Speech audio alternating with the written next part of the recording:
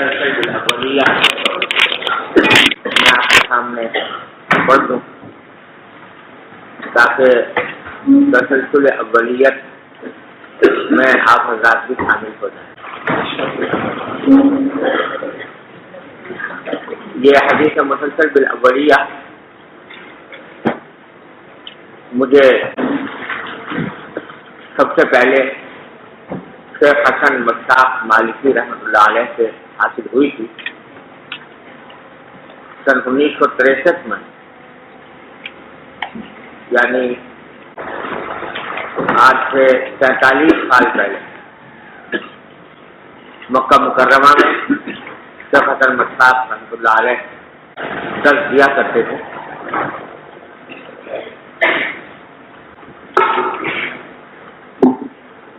اس وقت میری حاضری ہوئی ان کی خدمت میں، تو ان سے میں نے یہ حدیث مسلسل بالاولیہ پہلی بار حاصل کی، اور نسائی شریف کا درس وہ اس زمانے میں دے رہے تھے مسجد حرام میں، ان کے درس میں بھی شریک ہونے کی سعادت حاصل ہوئی۔ یہ بڑے قدیم درس کے بزرگ تھے اور اپنے علم اور فضل کے اعتبار سے مرجع خلائق تھے۔ تو پہلی بار میں نے حدیث مسلسل بالاولیہ ان سے حاصل کی سن 1963 میں مسجد حرام میں، اور دوسری یہ حدیث مجھے حاصل ہے شیخ محمد یاسین الفادانی رحمۃ اللہ علیہ سے۔ یہ بھی اپنے وقت کے مسند ان کو کہنا چاہیے، کیونکہ ان کو ایک خاص ذوق تھا، مکہ مکرمہ میں ان کا قیام تھا۔ اصلاً یہ جاوا کے باشندے تھے، انڈونیشیا کے، لیکن مستقل قیام مکہ مکرمہ میں تھا، اور ان کو ذوق تھا کہ اسانید حدیث اور اجازات حدیث جتنے زیادہ سے زیادہ حاصل ہو سکیں وہ حاصل کریں۔ چنانچہ ان کے پاس احادیث کی اجازتوں کا اور مسلسلات کا جتنا بڑا ذخیرہ تھا وہ شاید ان کے زمانے میں کسی اور کے پاس نہیں۔ تو میں نے حدیث مسلسل بالاولیہ ان سے بھی حاصل کی، اور حضرت شیخ عبدالفتاح ابو غدہ رحمۃ اللہ علیہ جو شام کے بڑے عالم تھے اور ان کی کتابیں کافی چھپی ہوئی ہیں، ان سے بھی مجھے اجازت عامہ حاصل ہے، جن میں حدیث مسلسل بالاولیہ بھی داخل ہے۔ یہ تینوں حدیثیں، تینوں حضرات اس حدیث کو اپنی اپنی سند سے روایت کرتے ہیں، اور آخر میں میں نے یہ حدیث ایک بزرگ سے جو جدہ میں مقیم ہے شیخ عبداللہ ناقبی رحمہ اللہ تعالی حفظہ اللہ تعالی، جو ابھی تک بقید حیات ہیں، 100 سال سے زیادہ عمر ہے، ان سے بھی یہ حاصل کی ہے، اور وہ بھی اپنی سند سے اس کو روایت کرتے ہیں۔ اس میں ہم سے لے کر حضرت سفیان بن عیینہ تک جتنے بھی راوی آئے ہیں وہ سب یہ کہتے ہیں کہ ہم نے یہ سب سے پہلے یہ حدیث اپنے استاد سے سنی، اور سفیان بن عیینہ کا تسلسل ختم ہو جاتا ہے، اور پھر آگے اولیت کا تسلسل باقی نہیں۔ وہ حدیث ہے، وہ میں آپ کو سناتا ہوں۔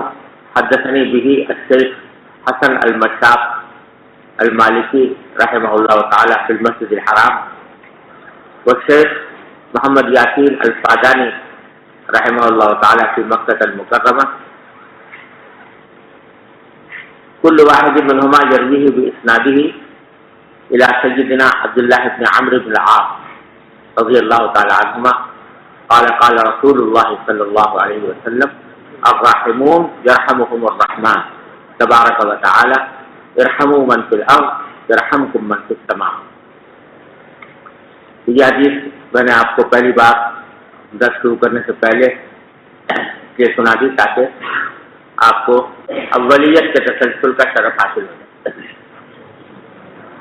اب پڑھ لیجیے عبارت۔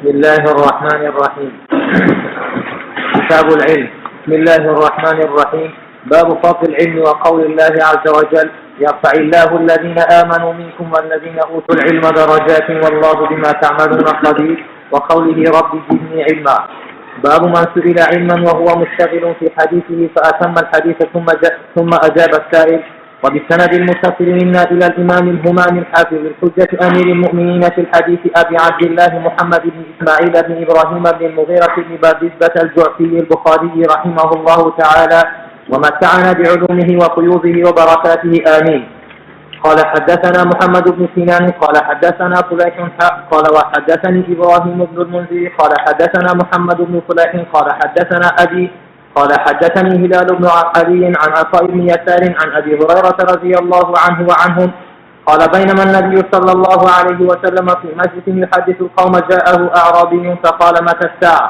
فمضى رسول الله صلى الله عليه وسلم يحدث فقال بعض القوم سمع ما قال فكره ما قال وقال بعضهم بل لم يسمع حتى إذا قضى حديثه قال أين أراه السائل عن الساعة قال ها أنا يا رسول الله قال فإذا ضيعت الأمانة فانتظر الساعة فقال كيف إضاعتها قال إذا وسد الأمر إلى غير أهله فانتظر الساعة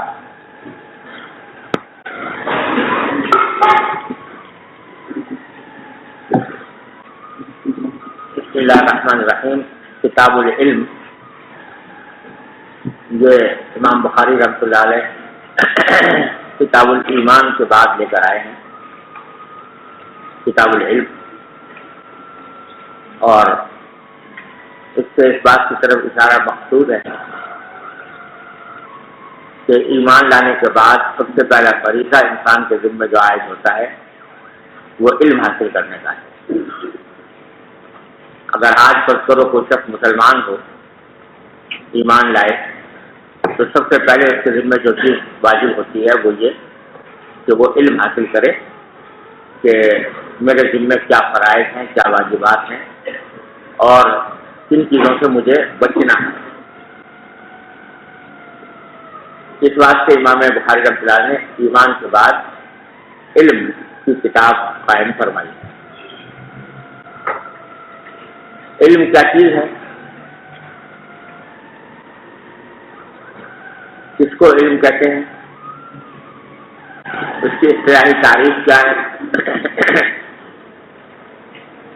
اس کے بارے میں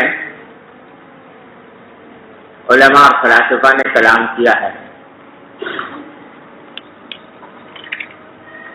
محققین کی بڑی جماعت یہ کہتی ہے، اور وہی بات صحیح بھی ہے، کہ علم جو ہے وہ اجل بدیہیات میں سے، لہذا اس کو کسی تعریف کی حاجت نہیں، بدیہیات میں سے ہے، لہذا اس کو تعریف کی حاجت نہیں۔ علم کے معنی ہر ایک آدمی جانتا ہے، یعنی صرف اس کا لفظی ترجمہ کر دینا اس کی حقیقت کو واضح کرنے کے لیے کافی ہے کہ علم کے معنی ہے جاننا، لہذا اس کو کسی تعریف کی حاجت نہیں۔ اور امام فخر الدین رازی رحمۃ اللہ علیہ نے اس علم کے بدیہی ہونے پر باقاعدہ منطقی استدلال بھی کیا ہے۔ وہ فرماتے ہیں کہ اگر علم کو بدیہی نہ مانا جائے، نظری مانا جائے، تو اس کے معنی یہ ہوں گے کہ علم کی معرفت موقوف ہے کسی اور بات کے جاننے پر، جس بات کے جاننے پر موقوف ہوگی وہ خود علم ہوگا، اور جب اس پر موقوف ہوا تو وہ علم ہے، تو علم کا جاننا موقوف ہو گیا دوسرے علم پر، تو دور لازم آئے۔ اور اگر اس کو اور آگے چلاؤ کہ اس کو جاننا کسی اور علم کے اوپر جاننے پر موقوف ہے تو تسلسل لازم آئے گا۔ اس واسطے علم کی تعریف کرنے کی کوئی ضرورت نہیں ہے، ہر آدمی جانتا ہے کہ علم کیا چیز ہے۔ لیکن بعض لوگوں نے تکلف کر کے اس کی تعریف بھی کھڑی ہے کہ وہ کہتے ہیں کہ علم ایک ایسی صفت ہے جو نفس الامر کو غیر نفس الامر سے تمیز دیتی ہے، یعنی اس بات کی تمیز دیتی ہے کہ نفس الامر میں کیا چیز موجود ہے اور کیا چیز موجود نہیں ہے، اس کی تمیز پیدا کرنے والی صفت کو علم کہتے ہیں۔ بہرحال یہ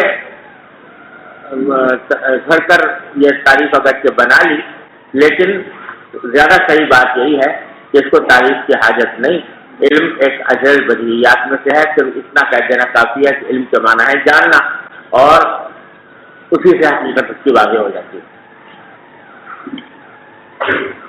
بہت سی چیزیں ایسی ہوتی ہیں جن کی تعریف نہیں کی جاتی، ان کو اگر منطقی تعریف کے ذریعے اس کو واضح کرنا چاہیں حد تام کر کے تو اس کی تعریف نہیں کی جا سکتی، تو اس کا حاصل یہی ہے کہ اس کی بدیہی ہے کہ اس کو کسی اور چیز کی حاجت نہیں۔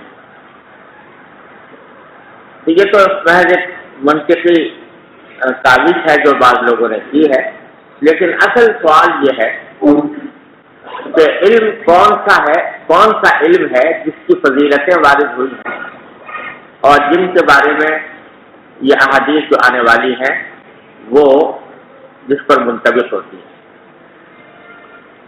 علم کے فضائل معروف ہیں قرآن و حدیث میں، تو سوال یہ پیدا ہوتا ہے کہ وہ کون سا علم ہے جس سے انسان کو یہ فضیلت حاصل ہوتی ہے۔ تو اس میں جو ایک حدیث امام ابن عبد البر رحمۃ اللہ علیہ نے روایت کی ہے اپنی کتاب جامع بیان العلم و فضل، علامہ ابن عبد البر رحمۃ اللہ علیہ اندلس کے باشندے ہیں، مالکی فقیر اور محدث ہیں، اور ان کی مشہور کتاب ہے جامع بیان العلم و فضل، کہ علم کی حقیقت بیان کی ہے، اس میں انہوں نے علم کی فضائل بیان کیے ہیں، کون سا علم ہے جس کی فضیلت ہے اس کی تفصیلات بیان فرمائی ہیں۔ بڑی اچھی کتاب ہے جامع بیان العلم و فضل۔ اس میں انہوں نے ایک حدیث روایت کی اپنی سند سے، اور اس میں نبی کریم صلی اللہ علیہ وسلم نے فرمایا کہ العلم ثلاثہ وما سوى ذلك فهو فضل، او كما قال صلی اللہ علیہ وسلم، کہ علم تین قسم کے ہوتے ہیں، اور اس کے علاوہ جو چیزیں ہیں وہ محض ایک زیادہ ہے، کوئی حاصل کرے تو کر لے، نہ کرے تو کوئی ایسی بات نہیں۔ کیا فرمایا کہ تین کون سے؟ آیت محکمہ،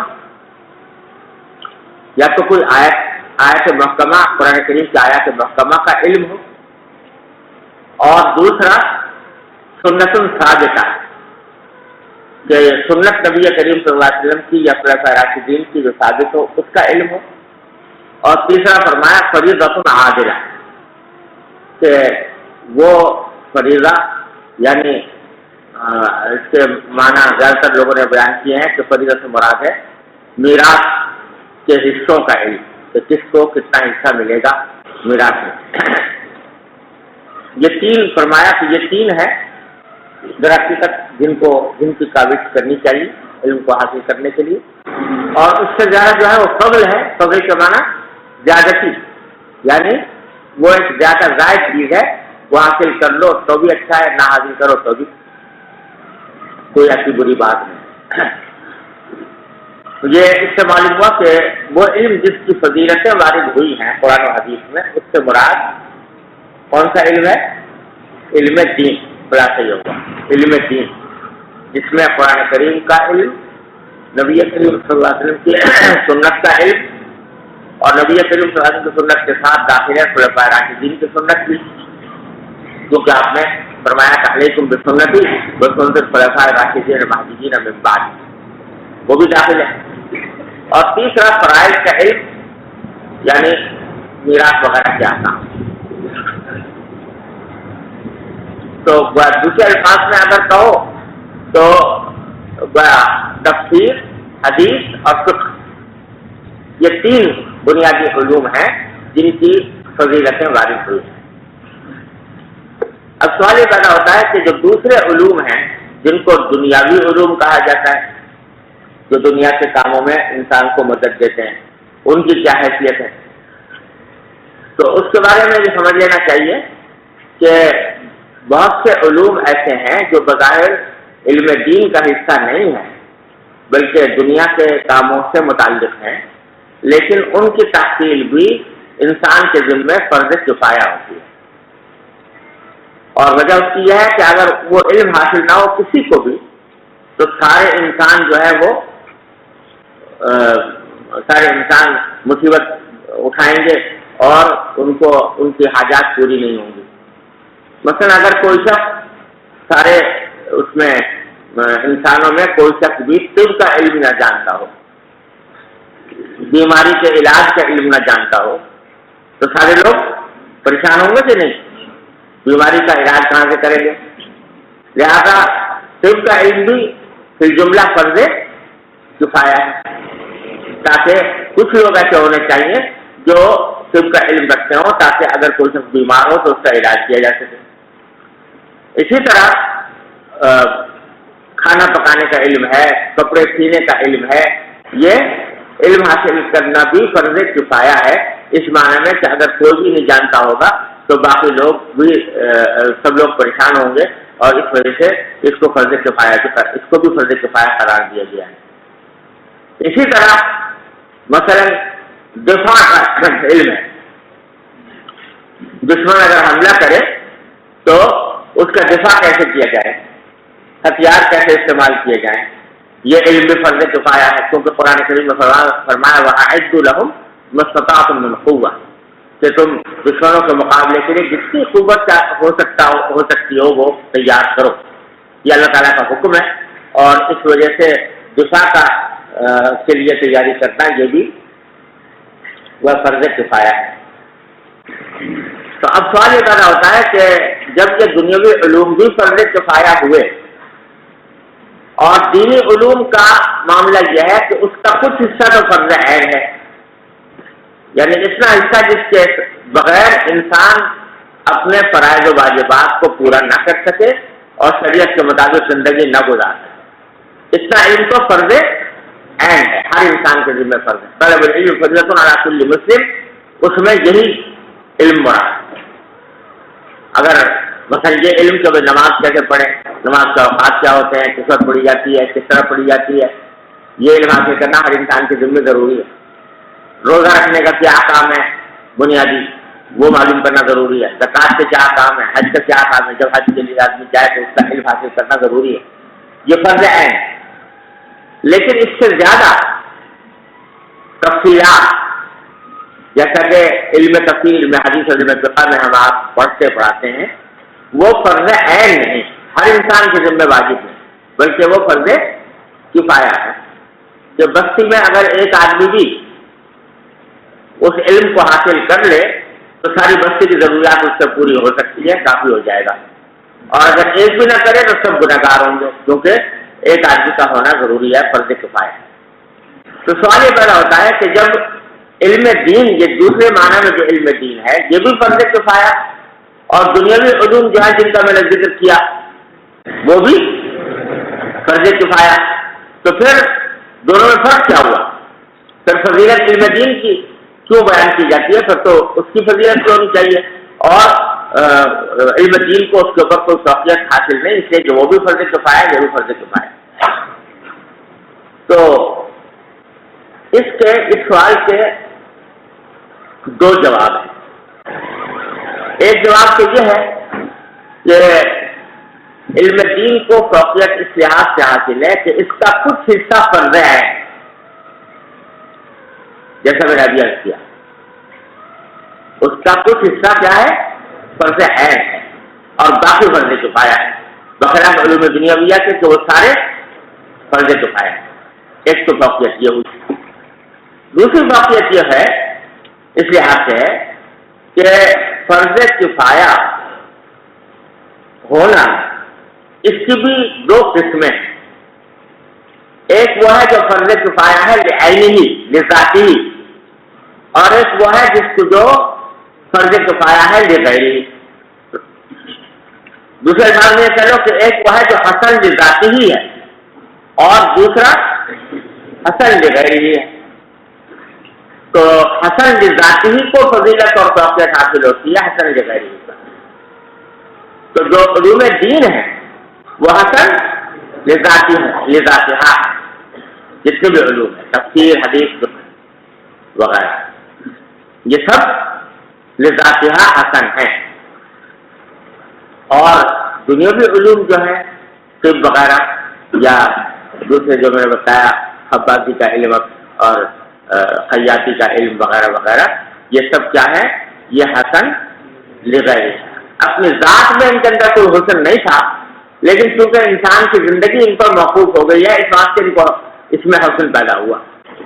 تو علوم دین جو ہے وہ حسن لعینی ہی ہے، اس واسطے ان کو فوقیت حاصل ہے حسن لغیرہ پر، یعنی دوسرے دنیاوی علوم پر۔ بات آ گئی سمجھ میں بھائی؟ تو اس لیے البتہ حسن نیت سے جو ہے وہ جو علوم دنیا ہے وہ موجب اجر و ثواب اور عبادت بھی ہو جاتے ہیں۔ کوئی آدمی بھی اس نقطۂ نظر سے حاصل کرے، اس نیت سے حاصل کرے کہ میں مخلوق کی خدمت کروں گا، تو خلق خدمت کی نیت سے وہ بھی عبادت بن جائے۔ لیکن یہ بذات خود عبادت ہے علوم دین، اس واسطے ان کو فوقیت اور حاصل ہے اور ان کو فضائل وارد ہوئے۔ بات سمجھ میں آ گئی؟ اب آگے امام بخاری رحمۃ اللہ نے سب سے پہلے کتاب العلم میں باب قائم کیا، باب فضل العلم، علم کی فضیلت۔ اور اس باب میں ترجمۃ الباب کے اندر اپنی عادت کے مطابق آیات کریمہ تو نقل کی ہیں، لیکن کوئی حدیث اس باب میں نہیں لائے۔ باب فضل العلم وقول اللہ عز وجل یرفع اللہ الذین آمنوا منکم والذین اوتوا العلم درجات واللہ بما تعملون خبیر وقولی رب زدنی علما۔ بس آگے کوئی حدیث اس باب میں نہیں لائے۔ اور امام بخاری رحمۃ اللہ علیہ بکثرت ایسا کرتے ہیں کہ باب قائم کیا، اس کا ترجمہ بھی لکھ دیا، لیکن کوئی حدیث اس کے تحت نہیں لائے۔ ایسا کیوں کرتے ہیں؟ کیا مقصد ہے اس کا؟ اس کے بارے میں خزائن حدیث خاصے پریشان ہوئے ہیں اور مختلف توجیحات ان کے اس عمل کی گئی۔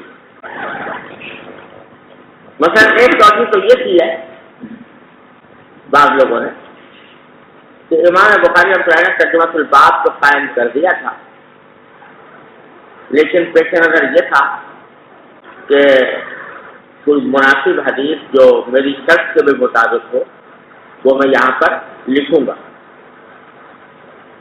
لیکن موقع نہیں مل سکا، اور موقع ملنے سے پہلے ہی وفات ہو گئی، لہٰذا وہ اپنے اس ارادے کی تکمیل نہ کر سکے، صرف ترجمۃ الباب قائم کر کے رہ گئے۔ حدیث اس لیے نہیں لائے کہ سوچ کر لکھنا چاہتے تھے کون سی حدیث مناسب ہوگی جو میری شرط کے بھی مطابق ہو، وہ لکھنا چاہتے تھے، لیکن موقع نہیں مل سکا، اس واسطے یہ باب حدیث سے خالی رہے۔ ایک وجہ تو بعض لوگوں نے بیان اور یہ ممکن بھی، اور دوسری وجہ بعض لوگوں نے یہ بیان کی ہے کہ امام بخاری رحمۃ اللہ علیہ کو کوئی حدیث اپنی شرط کے مطابق اس باب میں لانے کے لیے دستیاب نہیں، جو حدیثیں ملی وہ یا تو ان کی شرط کے مطابق نہیں تھی، جو شروط انہوں نے حدیث کو اس کتاب میں لکھنے کے لیے مقرر فرمائی ہے، جن کا ذکر پہلے آ چکا ہے، ان شرطوں کے مطابق کوئی حدیث ان کو نہیں ملی، اس لیے انہوں نے اسے چھوڑ دیا، اس خیال سے چھوڑ دیا کہ بھائی اگر کبھی مل گئی یا کسی آدمی کو مل گئی تو وہ اس کے تحت لکھ دے، لیکن مجھے ابھی تک نہیں، یا اس لیے نہیں لکھی کہ حدیث تو ملی تھی جو اس بات میں آ سکتی تھی، لیکن اور ان کے شرط کے مطابق بھی تھی، لیکن وہ اس حدیث کو کسی اور جگہ روایت کر چکے، کسی اور ترجمہ الباب کے تحت. اور یہ کل جیسے میں نے عرض کیا تھا کہ تکرار وہ کرتے نہیں، اسی سند اور اسی متن سے دوسری حدیث کو دوبارہ نہیں لاتے، تو اس بات سے نہیں لاتے. تو دوسری توجہ بعض رات نے کی، اور تیسری توجہ بعض حضرات نے یہ کی ہے کہ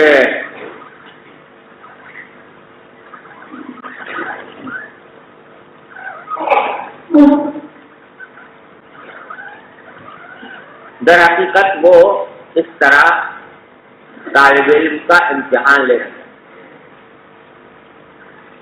جو ان کی کتاب پڑھ رہا ہے ان سے ان کا امتحان لینا چاہتے ہیں کہ دیکھو بھائی ترجمہ الباب میں نے قائم کر دیا، اب تم سوچ سمجھ کر کوئی ایسی چیز لاؤ جو میری شرط کے مطابق، سمجھے نا. تو گویا وہ تمرین کرانے کے لیے طلبا کو یہ کام کرتے ہیں کہ باب قائم کر دیا اور حدیث نہیں. بعض جگہ اس کے برعکس کرتے ہیں، حدیث لائے ہیں لیکن ترجمہ الباب قائم نہیں کیا، باب لکھ دیا بس، باب بس، اور اس کے بعد حدیث ذکر کر. تو طلبا کو تمرین کراتے ہیں کہ دیکھو حدیث آئی ہے، اس حدیث سے مسئلہ نکالو، مسئلہ نکال کر اس کو ترجمہ الباب بنا. تو یہ تصرف جو امام بخاری کرتے ہیں یہ طلبا کی تمرین کرانے کے لیے کرتے ہیں. بہرحال جو بھی وجہ ہو، جہاں امام بخاری نے فضیلت علم کے اوپر سوائے آیتوں سے کوئی حدیث نقل نہیں کی، حالانکہ علم کی فضیلت پر بہت سی حدیثیں موجود ہیں. امام مسلم نے حدیث نکالی ہے کہ من سلک طریقا یلتمس به علما سهل اللہ له به طریقا الی الجنہ، امام مسلم کی حدیث، لیکن امام بخاری کی شرط پر نہیں. امام بخاری کی شرط کو اس لیے نہیں کہ وہ حدیث جو ہے امام احمد نے روایت کی ہے، اور امام احمد سے ان کے جو شاگرد روایت کر رہے ہیں ان کے درمیان اختلاف، کوئی اس کو کسی طرح روایت کرتا ہے، کوئی دوسری طرح روایت کرتا ہے. اس اختلاف کی وجہ سے امام بخاری نے اس حدیث کو ترک کر دیا نہیں. امام مسلم لائے. بہرحال جو بھی وجہ ہو، حدیث یہاں پر امام بخاری نے ذکر نہیں کی، اس کے بجائے آیتوں سے استدلال کیا ہے علم کی فضیلت پر. دو آیتیں نقل کی ہیں، ایک فرمایا یرفع اللہ الذین آمنوا منکم والذین اوتوا العلم درجات، یہ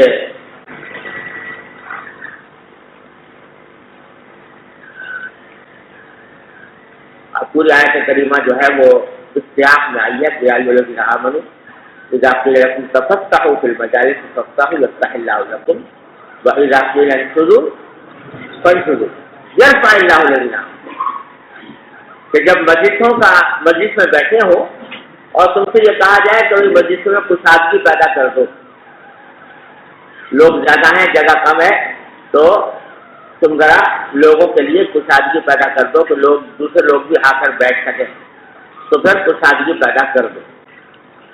اور اگر یہ بھی کہہ دیا جائے تم سے کہ بھائی اٹھ کے چلے جاؤ تو اٹھ کر چلے جاؤ.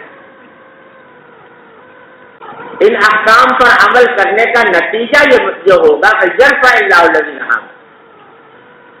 یرفع جو ہے یہ جواب امر ہے، امر تھا نا فانشزوا، سمجھے نا. اگر تم سے کہا جائے کہ اٹھ جاؤ تو اٹھ جاؤ.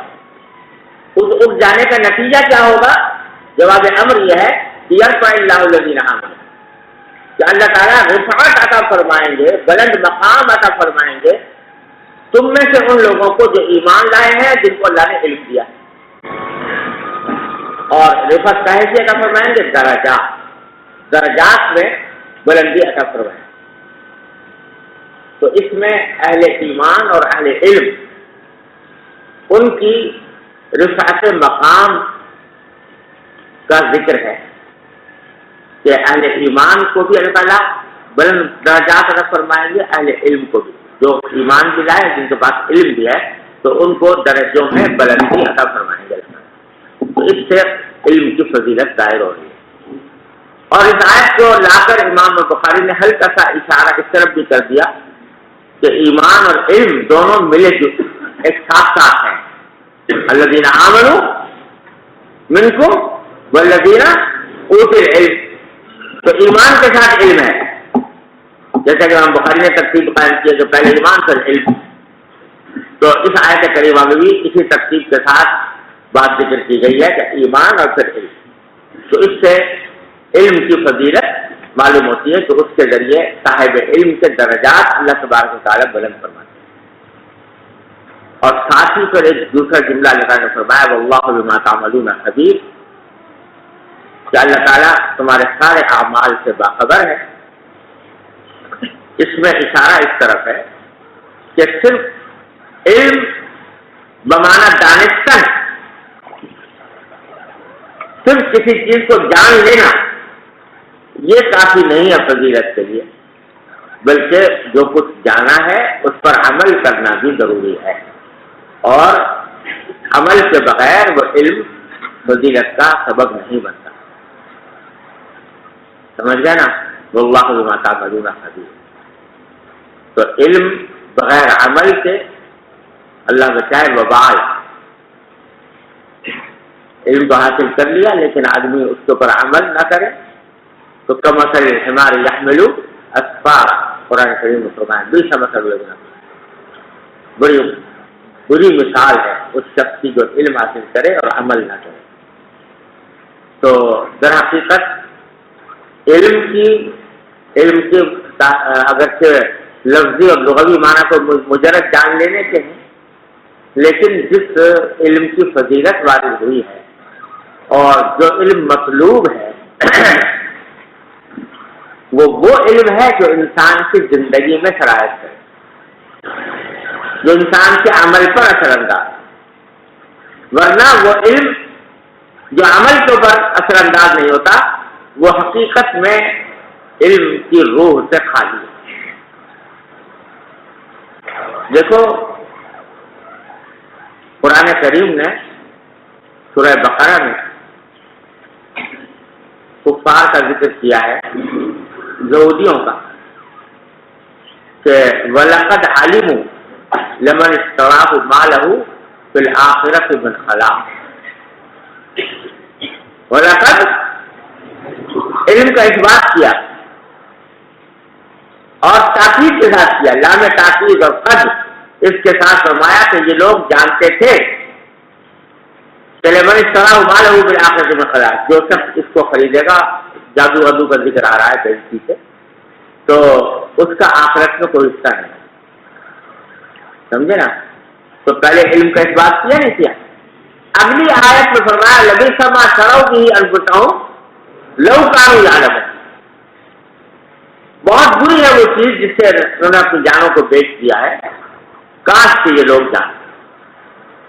تو پہلے تو علم کا اثبات کیا اور آخر میں فرمایا لو كانوا يعلمون، جس کا معنی ہے کہ اس وقت ان کو علم حاصل نہیں ہے۔ بظاہر دونوں میں تعارض معلوم ہوتا ہے کہ ایک جگہ علم کا اثبات ہے اور آخر میں جا کر علم کی نفی ہے، لیکن حقیقت میں دونوں میں تعارض نہیں۔ وہ جس کا اثبات ہے وہ لغوی معنی ہے، تو لغوی معنی میں جانتے ہیں، لیکن چونکہ اس جاننے کے مطابق عمل نہیں کر رہے ہیں لہٰذا وہ حقیقت علم کی حاصل نہیں، اس لیے آخر میں نفی کر دی گئی۔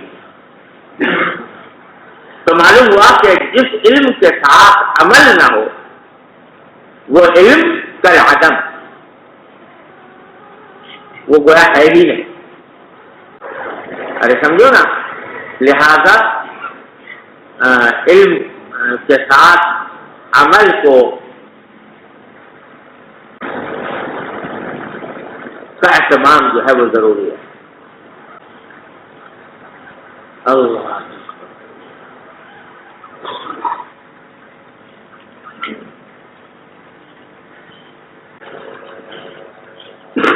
ایک مقولہ ہے عربی زبان میں کہ علم اور عمل دونوں یہ جڑواں بھائی،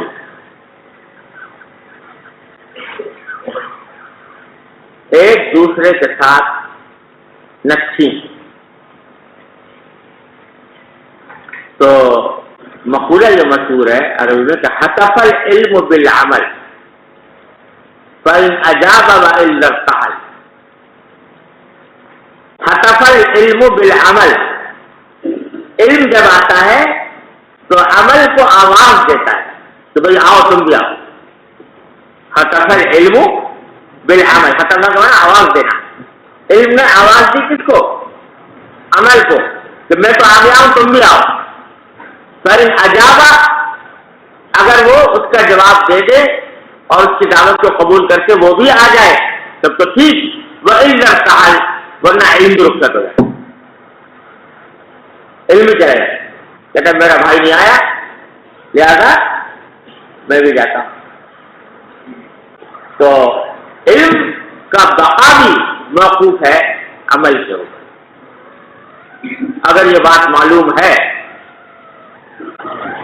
یہ بات معلوم ہے کہ بھئی جھوٹ بولنا حرام، غیبت کرنا حرام، کسی کو تکلیف پہنچانا حرام، یہ بات معلوم ہے، تو اگر آدمی عمل کر رہا ہے اس کو کہ جھوٹ نہیں بولتا، غیبت نہیں کرتا، کسی کو تکلیف نہیں پہنچاتا، تو کیا ہوگا؟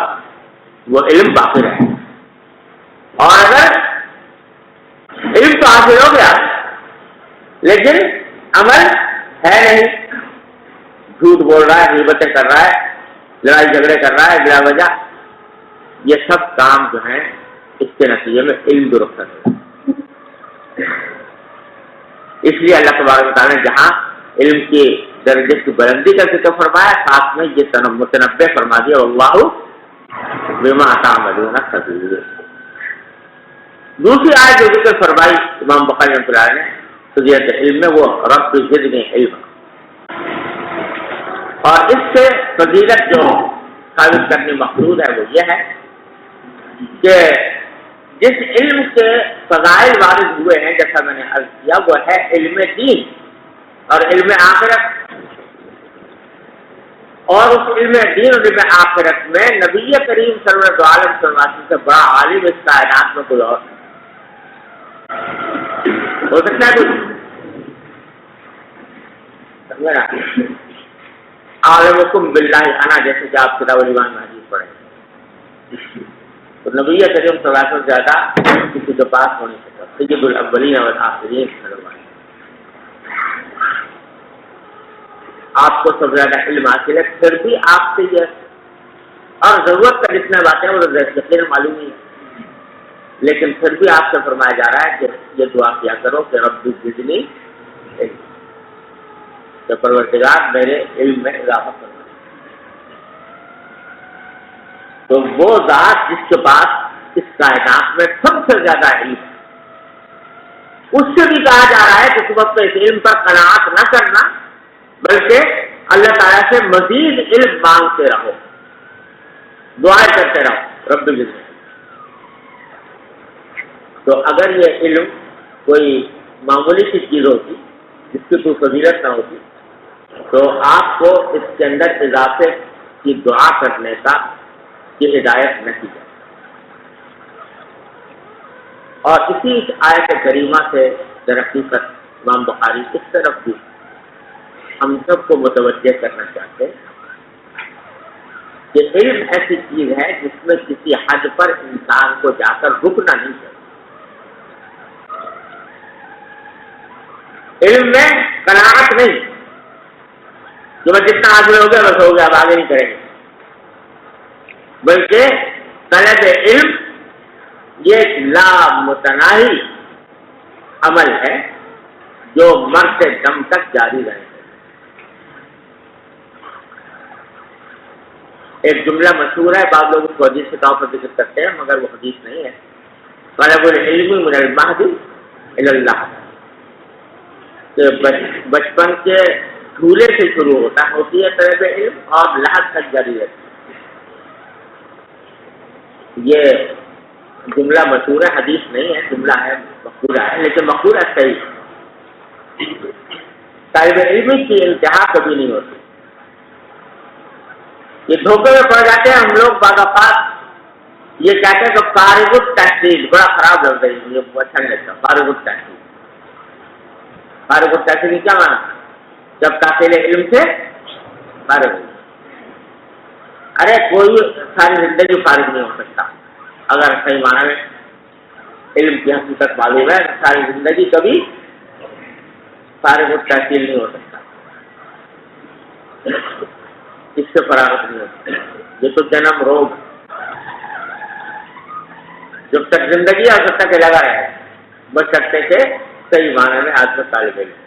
میرے والد ماجد حضرت مفتی صاحب فرمایا کرتے تھے کہ طالب علم کس کو کہتے ہیں؟ تم لوگ سمجھتے ہو طالب علم ہوا جس نے مدرسے میں داخلہ لے کر اپنا داخلہ نمبر نکلوا لیا، وہ ہو گیا طالب علم۔ تو بات وہ نہیں ہوتا۔ طالب علم اس کو کہتے ہیں کہ جس کے دماغ میں ہر وقت کوئی نہ کوئی مسئلہ چکر کاٹ رہا ہو، چلتے پھرتے اٹھتے بیٹھتے کھاتے پیتے دماغ میں اس سے کوئی مسئلہ ہو کہ اس مسئلے کو کیسے حل کروں، اس کو کہتے ہیں طالب علم۔ جیسے امام ابو یوسف کا واقعہ سنا ہوگا، مرض وفات میں ہے، شاگرد عیادت کے لیے گئے اور امام ابو یوسف سے پوچھ رہے ہیں کہ بھائی بیماری پر ہیں، اور پوچھ رہے ہیں کہ بھائی رمی جو ہے، جو جمرات کی رمی کی جاتی ہے، وہ راسباً افضل ہے یا ماشیاً افضل؟ یہ سوال کر رہے ہیں۔ پہلے اس نے کہا کہ جی ماشیاً افضل ہے، تو امام ابو یوسف نے کہا کہ نہیں، پھر کہا کہ راسباً افضل ہوگی، تو آپ نے فرمایا نہیں، اور فرمایا پہلے دن کی راسباً افضل ہے، باقی دنوں کی ماشیاً افضل ہے۔ یہ کہہ کر وہ شاگرد کہتے ہیں میں گھر سے نکلا، چند قدم ہی چلا تھا کہ گھر سے لوگوں کے رونے کی آواز آئی، معلوم ہوا کہ امام ابو یوسف کی روح پرواز کر۔ یہ ہے طلب علم من المہد الی اللہ، آخر وقت۔ ارے تو سمجھو بدھو، یہ طلب علم صرف یہ نہیں ہوتی کہ بس جا کے بس وقت کھانا لے لیا سراٹے لے کے سو گئے، بلکہ یہ وہ جنم روگ ہے جو ہر وقت دل و دماغ پر کوئی نہ کوئی مسئلہ چکر کاٹنا چاہیے۔ حضرت علامہ انور شاہ صاحب کشمیری رحمۃ اللہ علیہ جو امام العصر جنہیں کہنا چاہیے، تو وہ میرے والد ماجد رحمۃ اللہ علیہ ان کے شاگرد تھے، اور بہت واقعات سنایا کرتے تھے۔ اللہ نے علم و فضل میں اور حافظے میں عجیب مقام عطا فرمایا تھا۔ پہلے تو وہ سن لو کیا مقام عطا فرمایا تھا حافظے کا۔ بھائی صاحب فرماتے ہیں کہ ایک مرتبہ میں ملا حسن پڑھا رہا تھا۔ ملا حسن کا نام بھی سنا تھا کہ نہیں؟ کیا ہے؟ سلم، اب تو ختم ہو گئی نا اب سب یہ، لیکن پہلے پڑھائی جاتی تھی۔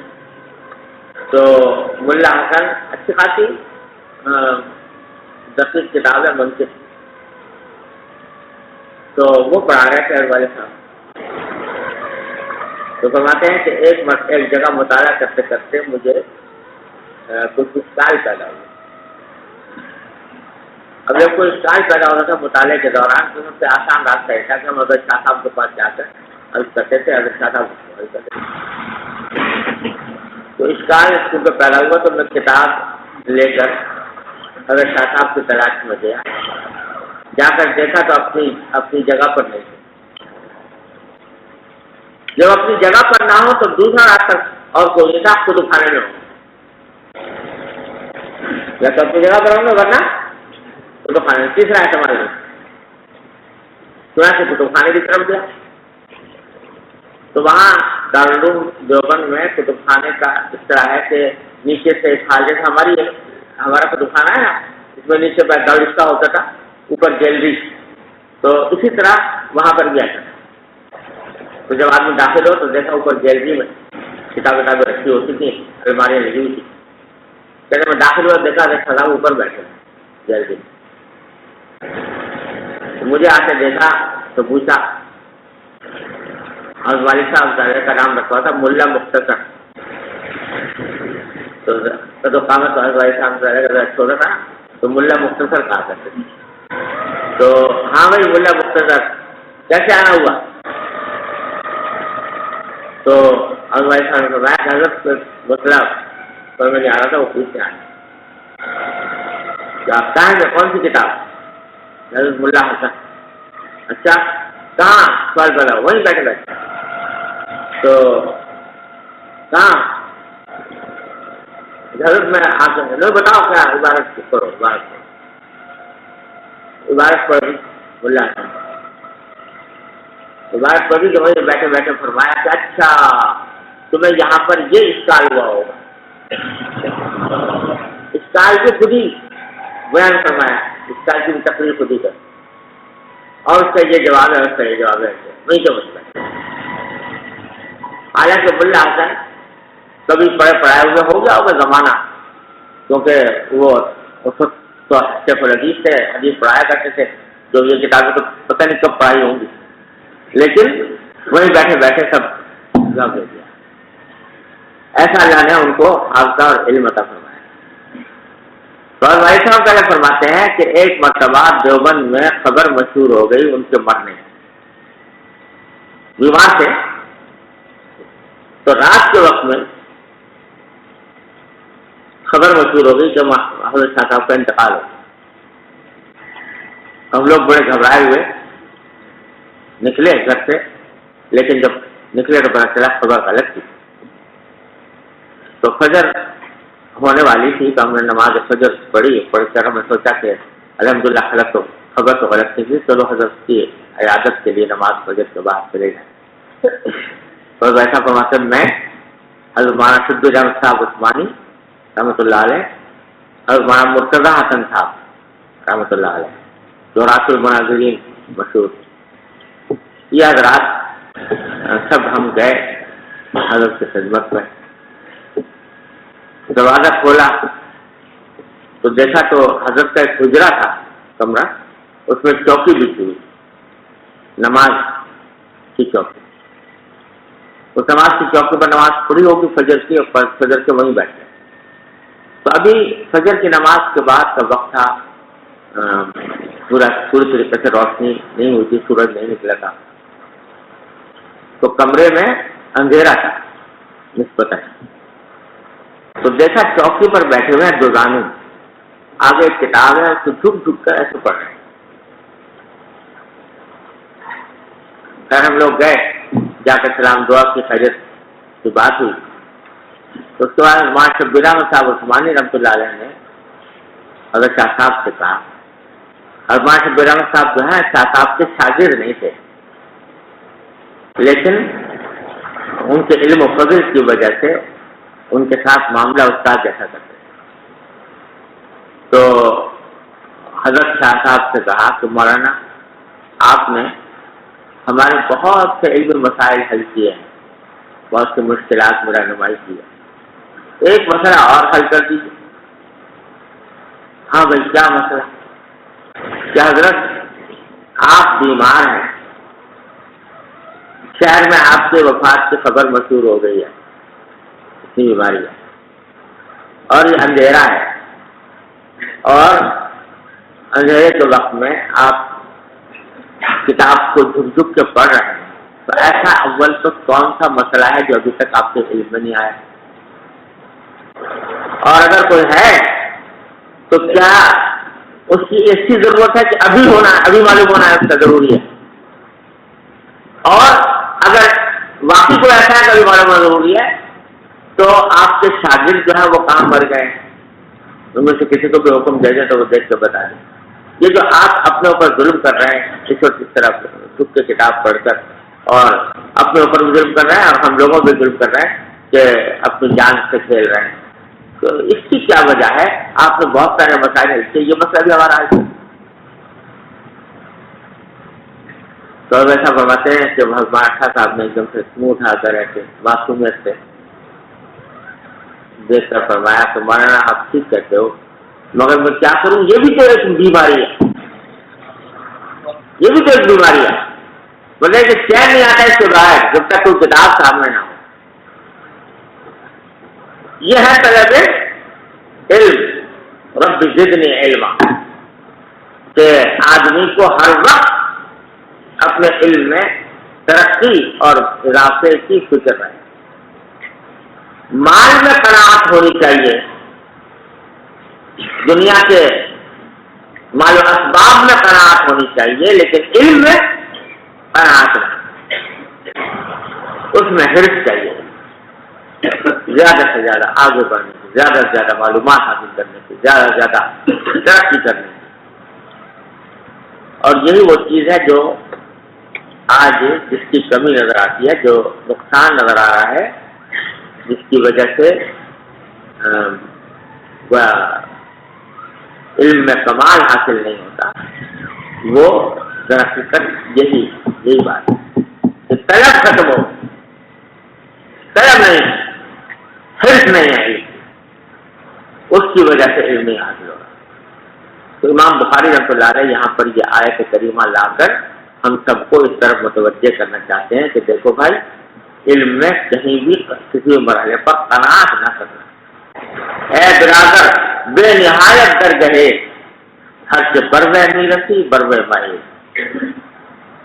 تو میرے بھائی یہ بے نہایت درگہے، یہ ایک ایسی درگاہ ہے جس کی کوئی انتہا نہیں، ہر سے بروے نہیں رسی، جس مقام پر بھی پہنچ جاؤ علم کے، بروے مائے، وہاں پر جا کر کھڑے نہ ہو، اور آگے چلو اور آگے چلو اور آگے بڑھو،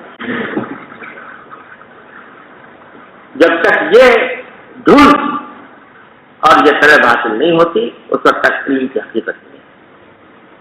اللہ تعالیٰ اپنے فضل و کرم و رحمت سے ہم سب کو عطا فرمائے۔ صلی اللہ علیہ وسلم۔